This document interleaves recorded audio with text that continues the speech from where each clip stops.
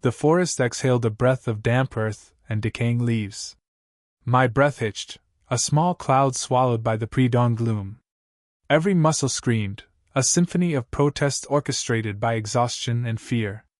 My stomach gnawed an insistent, hollow ache that echoed the emptiness in my soul. The silence was a heavy blanket, smothering, broken only by the frantic thumping of my own heart. A single drop of condensation, dislodged from a towering pine, traced a cold path down my cheek, mimicking a tear I refused to shed. This wasn't how it was supposed to be. The air hung thick and still, pregnant with the promise of a day I wasn't sure I'd survive.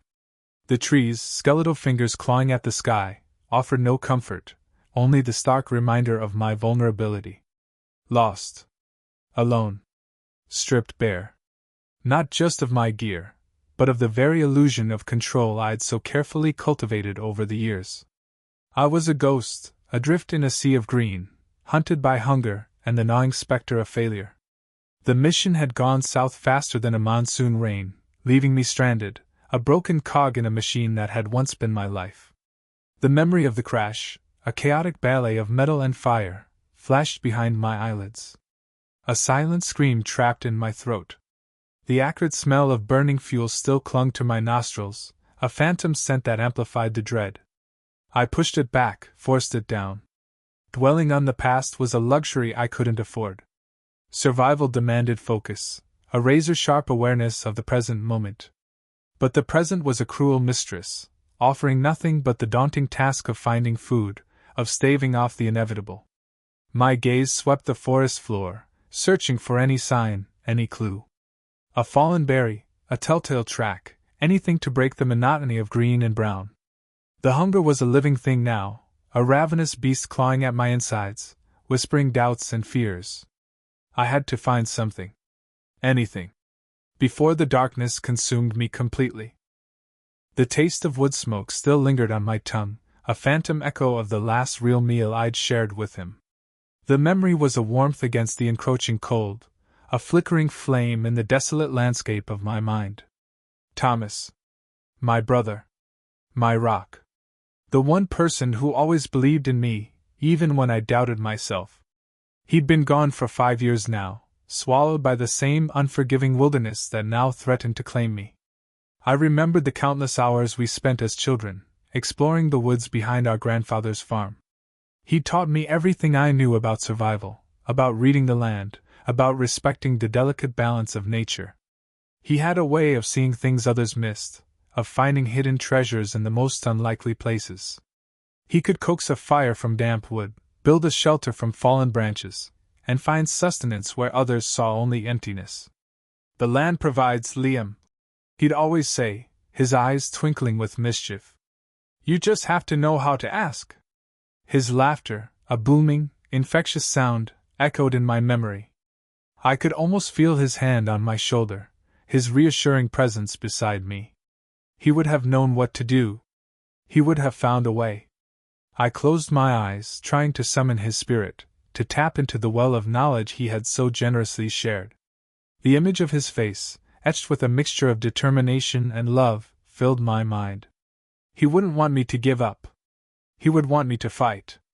He always said we were two halves of the same soul, bound together by an unbreakable bond.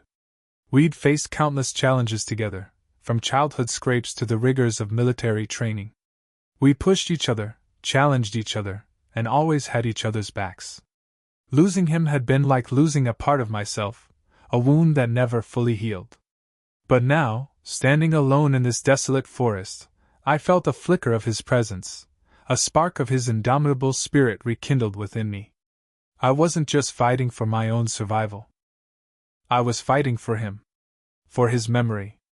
For the legacy of resilience he had instilled in me. The hunger still gnawed, the fear still lingered, but they were no longer the only voices in my head. Thomas's voice, clear and strong, was there too, guiding me, urging me forward. Look closer, Liam, he whispered. The answers are all around you. The rabbit, still warm, felt obscene in my hands. A victory bought with teeth and blood. I wiped my mouth with the back of my hand, smearing the crimson further across my cheek. Ramirez stared at me, eyes wide, a mixture of horror and something else. Respect? Disgust? I couldn't decipher it. He hadn't said a word since I'd lunged. We ate in silence. The fire crackled, a mocking counterpoint to the gnawing in my stomach. The rabbit, roasted hastily on sharpened sticks, tasted gamey, raw in places, but I devoured it. Ramirez picked at his portion, his face pale in the firelight. I knew what he was thinking. We were changing. Becoming something less. That night, the dreams came. Not nightmares exactly, but vivid replays. The rabbit's terrified eyes, the snapping of its neck, the hot spray of blood. I woke up sweating, the taste of iron still lingering on my tongue. Beside me, Ramirez slept fitfully, muttering in his sleep. I couldn't bring myself to wake him. He needed the escape, however fleeting. The next day was worse. The hunger was a constant companion, a gnawing emptiness that fueled a desperate, animalistic focus. We found tracks, deer this time. Too big, too fast. Hope flickered and died. We tried snares, improvised from vines and branches, but they remained empty. Ramirez grew quieter, his movements sluggish. I pushed him, berated him, anything to keep him going.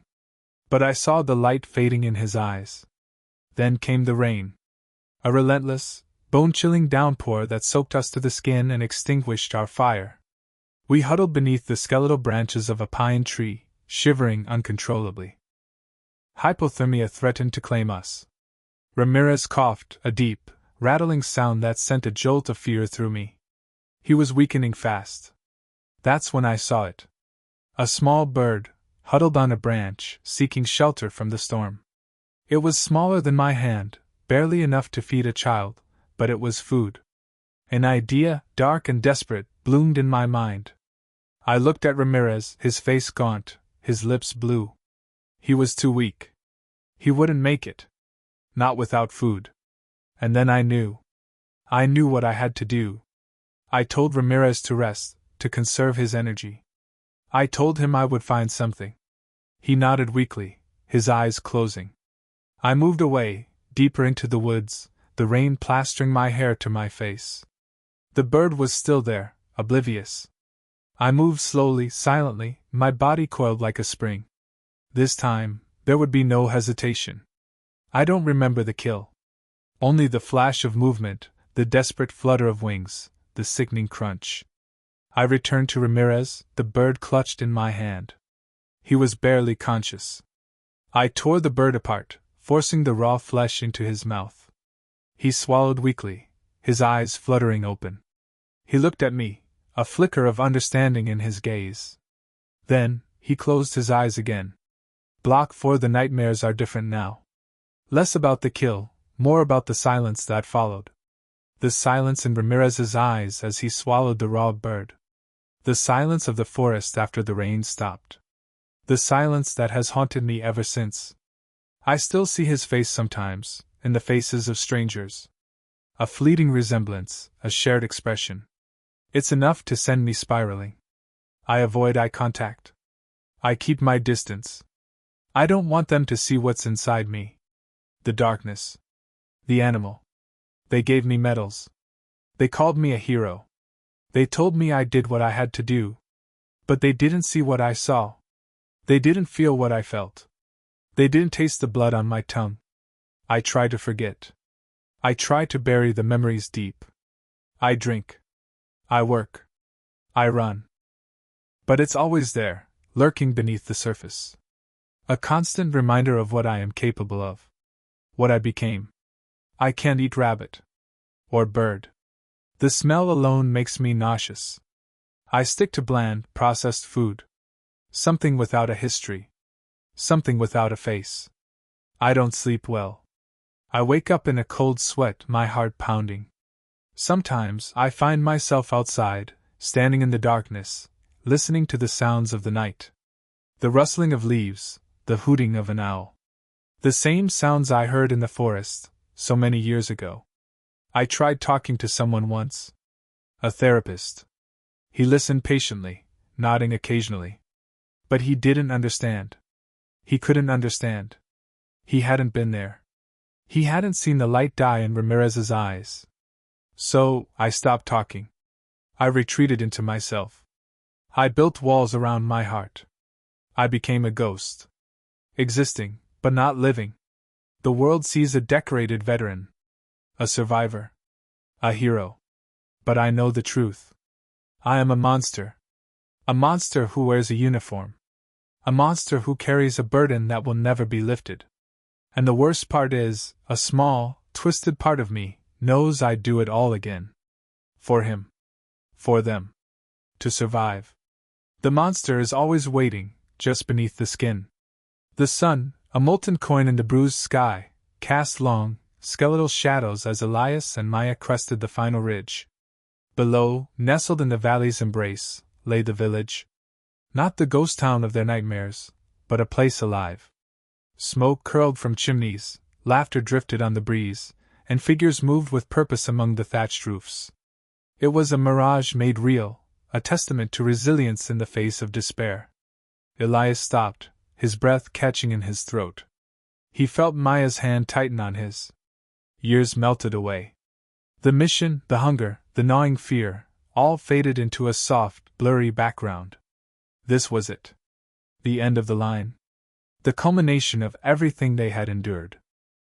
He looked at Maya, her face etched with exhaustion, but illuminated by an undeniable hope. In her eyes he saw not just a partner, but a reflection of his own broken, yet stubbornly persistent, spirit.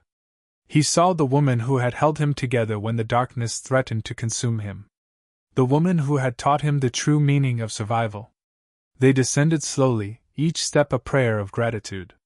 As they neared the village, a figure emerged from the crowd, an old woman, her face a road map of wrinkles, her eyes sharp and knowing. She approached them with a hesitant smile, her hand outstretched. "Welcome," she said, her voice raspy but warm. "We have been waiting for you."